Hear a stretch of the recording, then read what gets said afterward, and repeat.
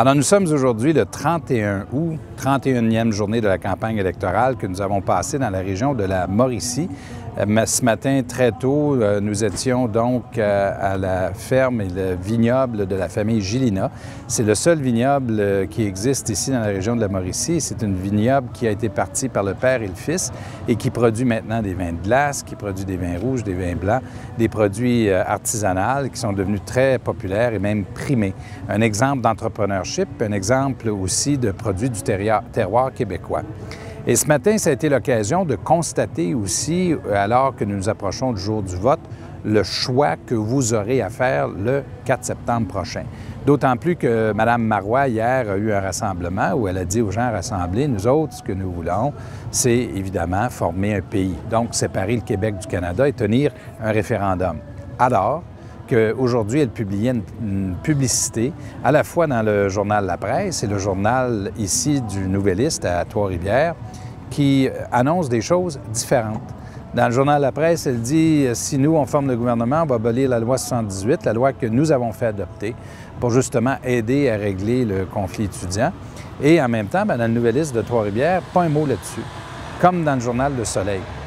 Tenir un discours différent à Trois-Rivières et à Montréal, dans le fond, c'est dire aux gens de Trois-Rivières ou de la Mauricie qu'on ne va pas vous dire la même chose, on va essayer d'éviter des sujets dont vous ne voulez pas entendre parler.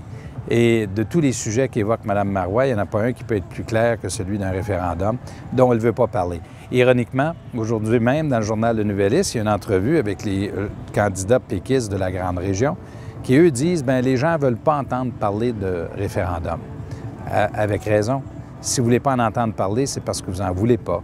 Parce que nous savons que l'instabilité politique, ça a pour conséquence de l'instabilité économique, que l'économie du Québec va bien, que nous générons des emplois, que nous générons de la croissance économique et que nous vivons dans un monde où il y a beaucoup d'instabilité économique et que nous avons besoin, nous, de pouvoir générer de la prospérité.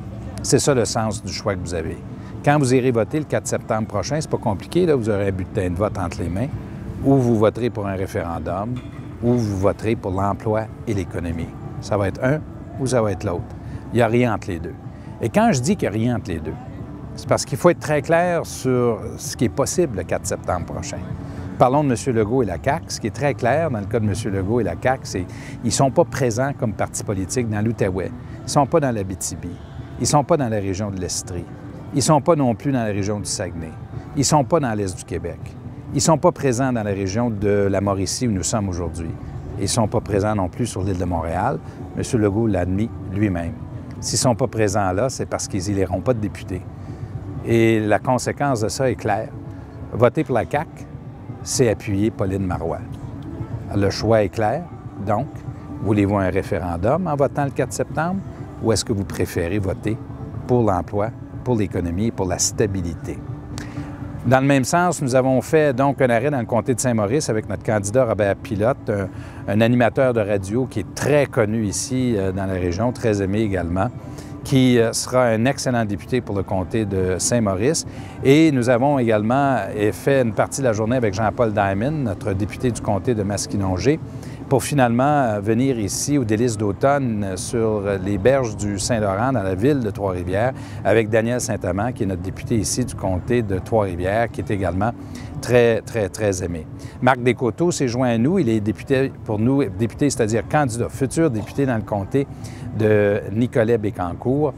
Marc se bat justement pour que nous puissions faire en sorte que la centrale de Gentilly, qui se trouve dans son comté, qui emploie 800 personnes, puisse être rénovée. Ça a été l'occasion pour nous de réitérer aujourd'hui que notre parti veut la rénovation de cette centrale nucléaire. On en a une seule au Québec et si on doit la faire, il faut la faire dans le but justement de garder une porte ouverte sur cette industrie qui est quand même mondialisée, qui a une très grande importance. On ne veut pas construire d'autres centrales. Nous, c'est l'hydroélectricité, mais elle existe, elle est là. Et nous voulons la rénover, justement. Il y a 800 emplois directs dans toute la grande région de la Mauricie qui sont directement affectés.